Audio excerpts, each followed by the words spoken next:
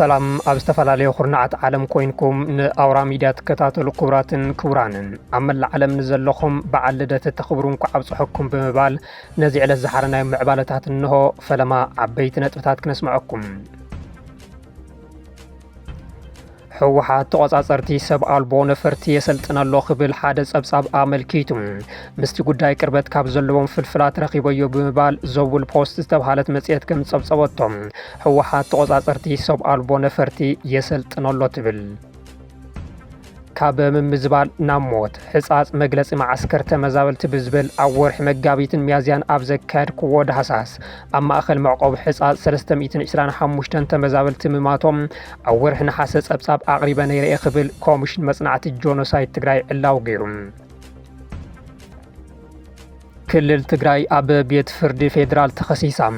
ቀዳምነት ንሰብኣዊ መሰላት ኢትዮጵያ ዝተባሃለ ትካል ተሓላቑ ሰብኣዊ መሰላት ኣብ ልዕሊ 3 ክልላት ክሲ ዝመስረተን እንትትከውን ካብተን ዝተኸሰሳ ክልላት ድማ ትግራይ ሓንቲ ምዃና ተፈሊጦሎም። ሻዕብያ ግብፂ ኣብ ልዕሊ ኢትዮጵያ ጸቕጢ ንምፍጣር ምስ ኤርትራ ስምምዕ ወደብ ፈጺማ ዝብል ሓቲት ዝንቡዕ ክብል ነጺግዎም ኢትዮጵያ እውን ምናልባት ካብቲ ዘላቶ ኩነታት ወፂኣ ተመሳሳሊ ረብሓ ክትረክብ ትኽእል እያ ክብል እውን ገሊጾሎም። ናይዚኦምን ካልኦትን ዝርዝር ክነስምዐኩም ኢና ምሳና ጽንሑ።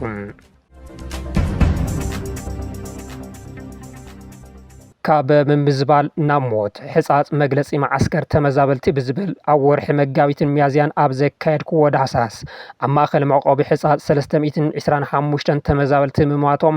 ኣብ ወርሒ ነሓሰ ጸብጻብ ኣቕሪበ ነይረ ክብል ኮሚሽን መጽናዕቲ ጆኖሳይድ ትግራይ ዕላው ገይሩ።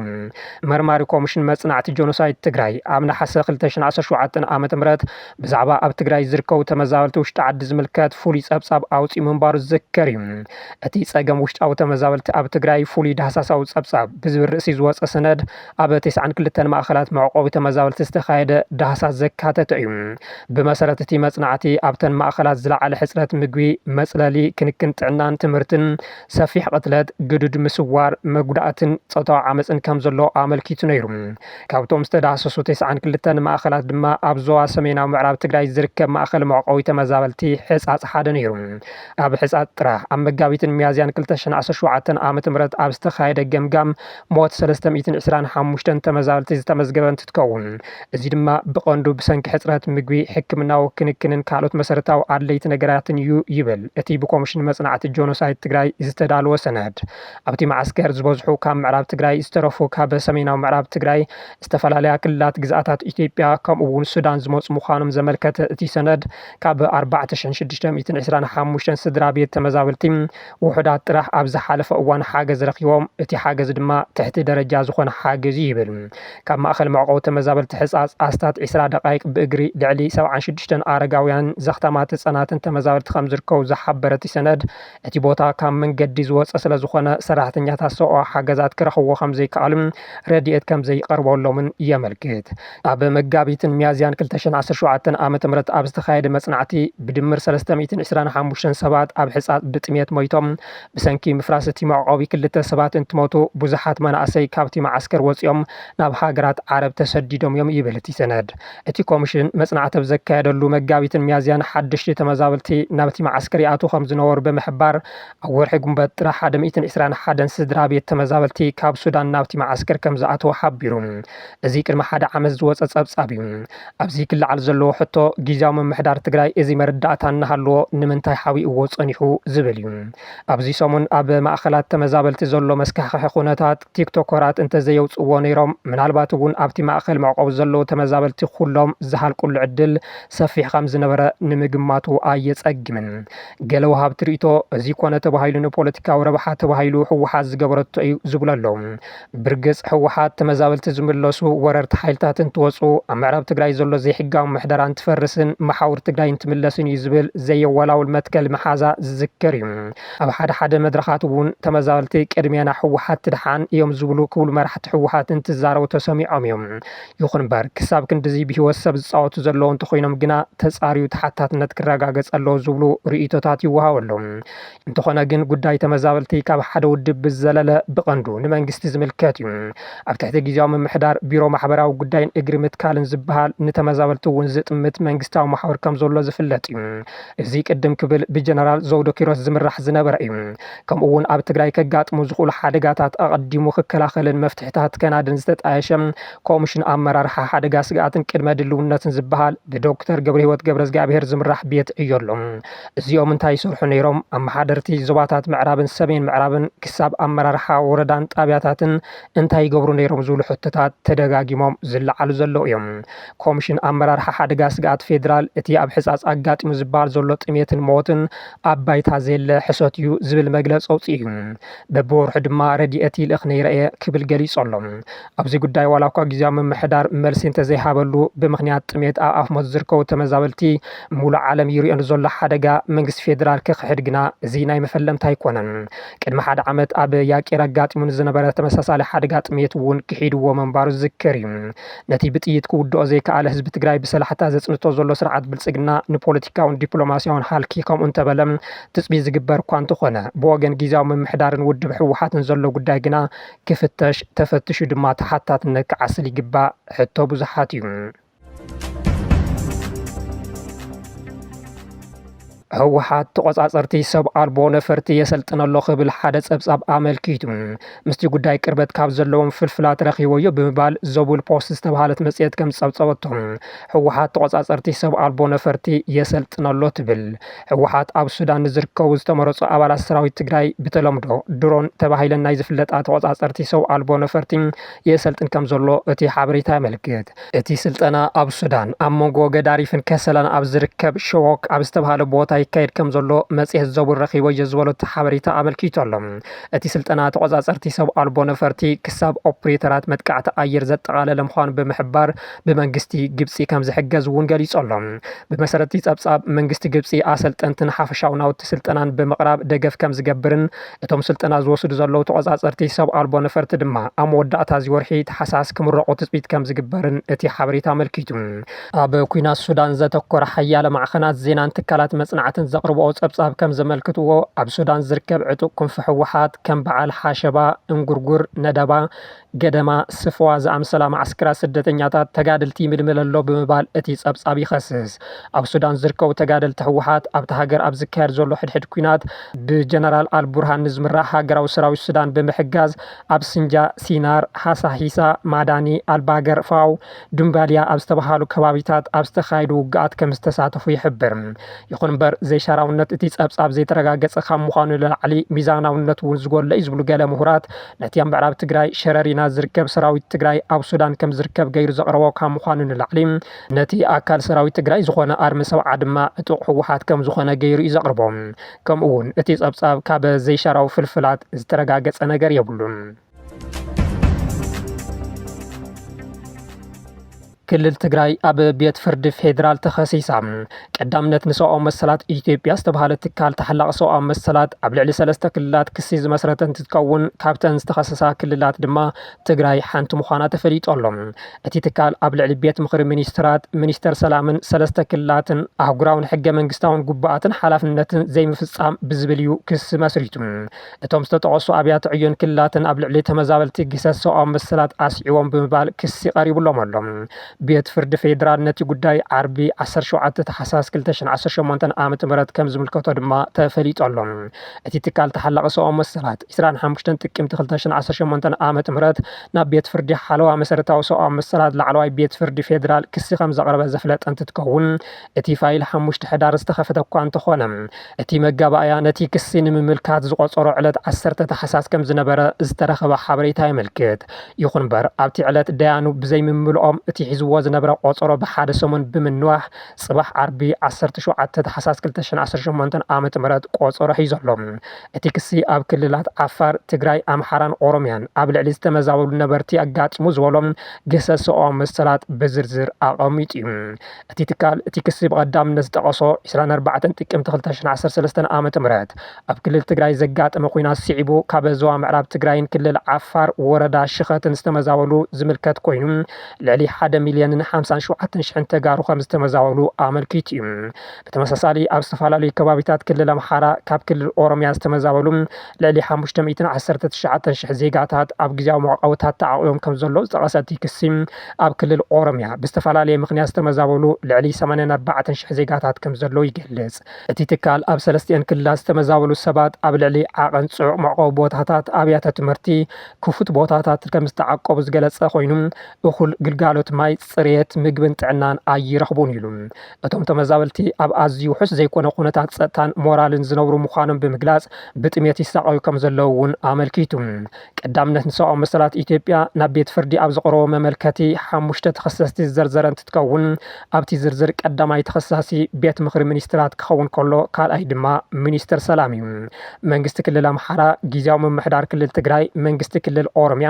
ካብ 3 ክሳብ 5 ደረጃ ተኸሰስቲ እዮም እቲ ትካል ኣብ መመልከቲኡ ኩሎም ተኸሰስቲ ሕገ መንግስታውን ኣህጉራውን መሰላት ተመዛበልቲ ይጥሕሱ ከም ዘለዉ ብምጥቃስ ተመዛበልቲ ኣካላዊ ውሕስነት ክረጋገጸሎም ክንቀሳቀሱ ኣብ ዝመረጽዎ ክፋል ኢትዮጵያ ክነብሩ ከምኡ እውን እኹል መንግስታዊ ሓገዝ ክረኽቡ ሕገ መንግስታዊ መሰላት ከም ዘለዎም ብምግላጽ ይኹን እምበር እቶም ተኸሰስቲ ነዞም ሕገ መንግስታዊ መሰላት ጊሶም ክብል ይነቅፍ ኩሎም ተኸሰስቲ ኣብ ውሽጢ ዓዲ ዝተመዛበሉ ሰባት ሓለዋን ሓገዝን ዝሓትት ውዕሊ ካምፓላ ሕብረት ኣፍሪካ ብምጥሓሶም ዝኸሰሶም ኮይኑ ቤት ምክሪ ሚኒስትራትን ሚኒስተር ሰላምን ነዞም ሕግታት ከተግብሩን ክትትል ክገብሩን ብዘይምኽኣሎም ተወሳኺ ክሲ ተመስሪቱሎም ኣሎ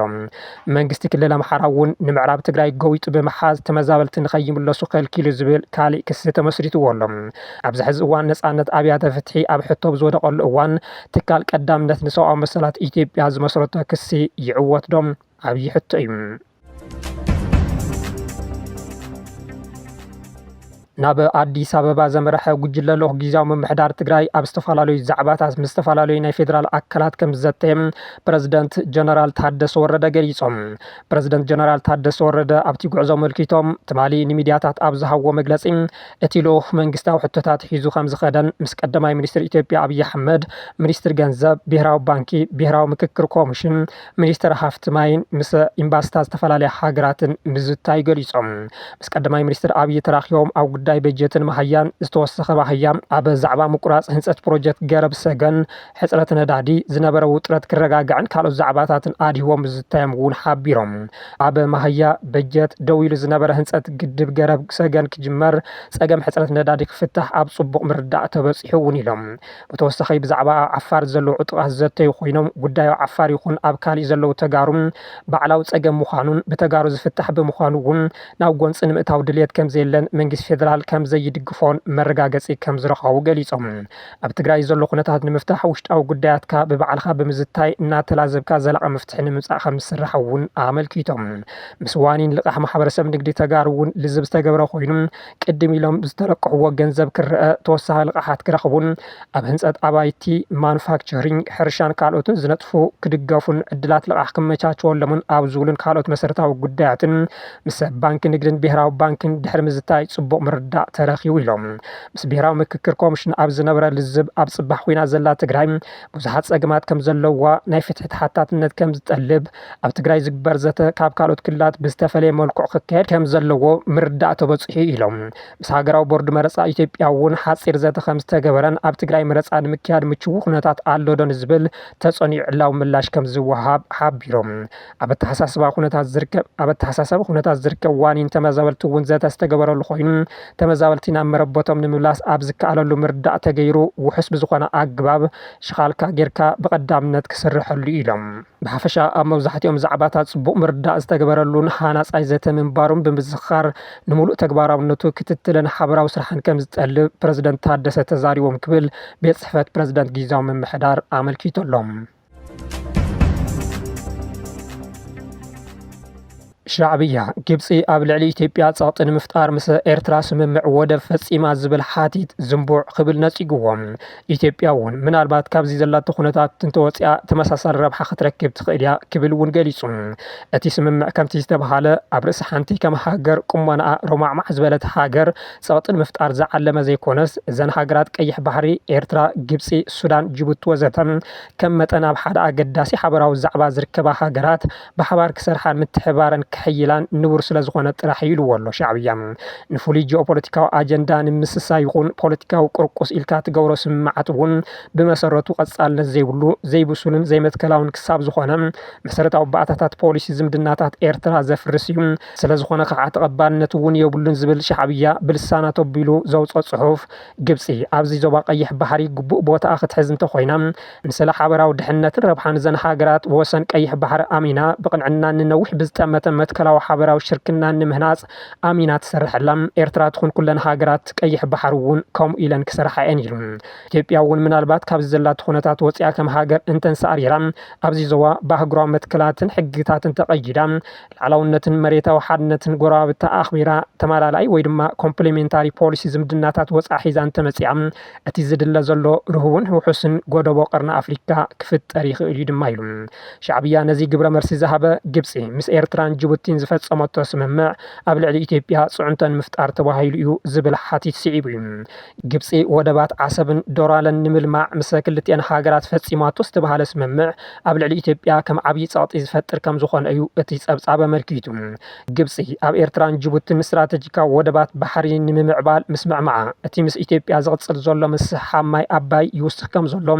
ኣብ ኣቡዳቢ ዝመደብራ ጋዜጣ ዘ ናሽናል ካብ ካይሮን ዝረኸበቶ ፍልፍላት ብምጥቃስ ጸብጺባ እያ እቲ ብሕቡእ ተፈጺሙ ዝተባሃለ ስምምዕ ግብፂ ኣብ ኤርትራ ዝርከብ ወደብ ቀይሕ ባሕሪ ዓሰብን ኣብ ጅቡቲ ዝርከብ ወደብ ዶራለ ወሽመጥ ዓደንን ብምልማዕ መራኸቢ ውግእን መዕርፎ ነፈርትን ብምፍጣር ከምኡ እውን ኣናእሽተይ ግን ከዓ ምሩፃት ወተሃደራዊ ጉጅለታት ዘተኣናግድ መሳለጥታት ክትፈጥር እያ ተባሂላ ክልቲኦም ወደባት ኣብ ጥቓ መጻብቦ ባብ ኣልማንደብ ዝርከቡ ኮይኖም ደቡባዊ ኣፍ ደገ ቀይሕ ባሕሪ ንኣውሮፓ ማእኸላይ ምብራቕ ኤስያን ምብራቕ ኣፍሪካን ዘራኽብ ወሳኒ መስመር ባሕሪ ምዃኑ ዝፍለጥ እዩ ምስ ኤርትራን ጅቡትን እትዋደብ ኢትዮጵያ ንመተሓላለፊ ኣቑሑት ብበዝሒ ኣብ ዱራለ ጽግዕተኛ ኮይና ጎረባብቲ ሃገራት ኣብቲ ቀንዲ መተሓላለፊ ባሕሪ ዝኾነ ቀይሕ ባሕሪ ግዝኣታዊ ወይ ወተሃደራዊ ህላወ ንምስራት ዝገብሮ ጻዕሪ ካብ ነዊሕ እዋን ኣትሒዛ ክትቃወሞ ጸኒሓ እያ ብመሰረት እቶም ፍልፍላት እቲ ምስ ኤርትራ ዝተገበረ ስምምዕ ኣብ መወዳእታ ወርሒ ጥቅምቲ ብፕረዚደንት ኢሳያስ ኣፍወርቂ ናብ ካይሮ ኣብ ዘካየድዎ ዑደት ዝተዛዘመ እንትከውን ስምምዕ ጅቡቲ ድማ ብላዕለወ ሰበስልጣን ግብፅን ጅቡትን ብሕቡእ ከም ዝተፈጸመ ይሕብር ክልቲኦም ስምምዓት መራኸብ ውግእ ግብፂ ሓይሊ ባሕሪ ከምኡ እውን መራኸብ ጽዕነት ሰራዊትን ሄሊኮፕተርን ሓዊሱ ኣብ ክልቲኡ ወደባት ነዳዲ ክመልኣን ዳግማይ ክቅርባን ዘኽእላ ምምሕያሻት ትሕተ ቐርፂ ዘጠቓለለ እዩ እቲ ምስ ጅቡቲ ዝተገበረ ስምምዕ ምስ ዱራለ ኣብ ዘራኸቡ መርበባት ጽርግያታት ምምሕያሻት እውን ዘጠቓለለ ኮይኑ እዚ ድማ ጽግዕተኝነት ኢትዮጵያ ኣብቲ ወደብ ዝያዳ ዘጽንዕ ተባሂሉ ኣሎ ሓደ ፍልፍል ንዘ ናሽናል ኣብ ዝሃቦ ሓበሬታ እቶም ስምምዓት ኣብ ክልቲአን ሃገራት ዘለና ወተሃደራዊ ህላወ ሕጋዊ ይገብሮ ክብል ድሮ መራኸቢ ውግእ ግብፂ ናብ ክልቲኡ ወደባት ብተደጋጋሚ ይበጽሓ ከም ዘለዋ ተሓቢሩ ኣሎ እዚ ስጉምቲ ዝወሰድ ዘሎ ግብፅን ኢትዮጵያን ኣብ ዝሓለፈ ዓመት ዝተዛዘመ ዓብዪ ግድብ ህዳሴ ኢትዮጵያ ሓያል ምስሓብ ፈጢሩ ኣብ ዘለሉ እዋን እዩ ፕረዚደንት ግብፂ ዓብዱልፈታህ ኣልሲስን ፕረዚደንት ኤርትራ ኢሳያስ ኣፈወርቅን ኣብ መወዳእታ ወርሒ ጥቅምቲ ኣብ ካይሮ ሰፊሕ ዝርርብ ከም ዘካየዱን ኣብ ምሕያል ክልተኣዊ ርክብን ኣብ ዞባ ቀርኒ ኣፍሪካን ዞባ ቀይሕ ባሕርን ምርጋእ ንምድንፋዕ ዝግበሩ ጻዕርታት ምዋሃድ ዘተኮረ ምዃኑ ካብ ክልቲኦም መንግስታት ዝወፀ መግለጽታት ኣመልኪቶም ነይሮም እዮም መቃዲሾ ድሕሪ 56 ዓመታት ንፈለማ እዋን መረፃ ኣካይዳ ኣብ መቃዲሾ ዝርከቡ መረፅቲ ኣብቲ ከባቢያዊ መረፃ ድምፆም ንምሃብ ብወጋሕታ ተሰሪዖም ከም ዝነበሩ ጸብጻብ ሮይተርስ ዘመላኸተ ኮይኑ ሃገራዊ ነፃ ኮሚሽን መረፃ ሶማልያ ኣብ 16 ኣውራጃታት ዞባ ባናድር ኣብ ዝርከባ 523 ናቁጣታት ድምፂ ከም ዝተወሃበ ሓቢሩ ኣብቲ መረፃ 20 ፖለቲካዊ ውድባት ከም ዝተናሕንሑን 1604 ህፁያት ንመንበሪ ከባቢያዊ ምምሕዳር ከም ዝተወዳደሩን ተፈሊጡ ኣሎ እቲ ኮሚሽን 918,890 መረፅቲ ንምምራፅ ከም ዝተመዝገቡን 503,916 ድማ ቅድሚ መዓልቲ መረፃ ካርዲ ከም ዝወሰዱን ሓቢሩ ሰበስልጣንታ ከተማ መስርሕ ድምፂ ምሃብ ውሕስን ስሉጥን ንኸውን ኣብታ ከተማ ጽኑዕ ናይ ጸጥታ ስጉምትታት ከም ዝተግበሩ ገሊጾም እዮም። እቲ ድምፂ ኣብታ ምብራቕ ኣፍሪካዊት ሃገር ድሕሪ ልዕሊ ፍርቂ ዘመን ዝተኻየደ ፈላማይ ቀጥታዊ ሃገራዊ መረፃ እዩ ተባሂሉሎም። ብዘይካቲ ቅድሚ ሕዚ ኣብ ፍርቂ ርእሰ ምምሕዳር ዘለዋ ፑንትላንድን ሶማሊላንድን ዝተኻየደ መረፃ ሶማልያ ንመወዳእታ ግዜ ቀጥታዊ መረፃ ዘካየደት ኣብ 1969 ዓመት ፈረንጂ ወታደራዊ ጀነራል መሐመድ ዚያድ ባሬ ብዕልዋ መንግስቲ ስልጣን ቅድሚ መሓዙ ኣዋርሕ ቀዲሙ እዩ ነይሩ። እቲ ሕዚ ታሪኻዊ ዝተባሃለሉ ከባቢያዊ መረፃ ንነበር ፕረዚደንት ሻሪፍ ሼክ ኣሕመድ ሓዊሱ ብርኪ ዝበሉ ተቃወምቲ ውድባት ፖለቲካ ብሓደ ወገን ጥራሕ ዝተኻየደ መረፃ ብምባል ተቃዊሞም ኣለዉ። ክቡራት ተኸታተልትና ስለ ዝተኸታተልኩምና ብምስጋን ኣብዚ ክንፍለየኩም ሰላም።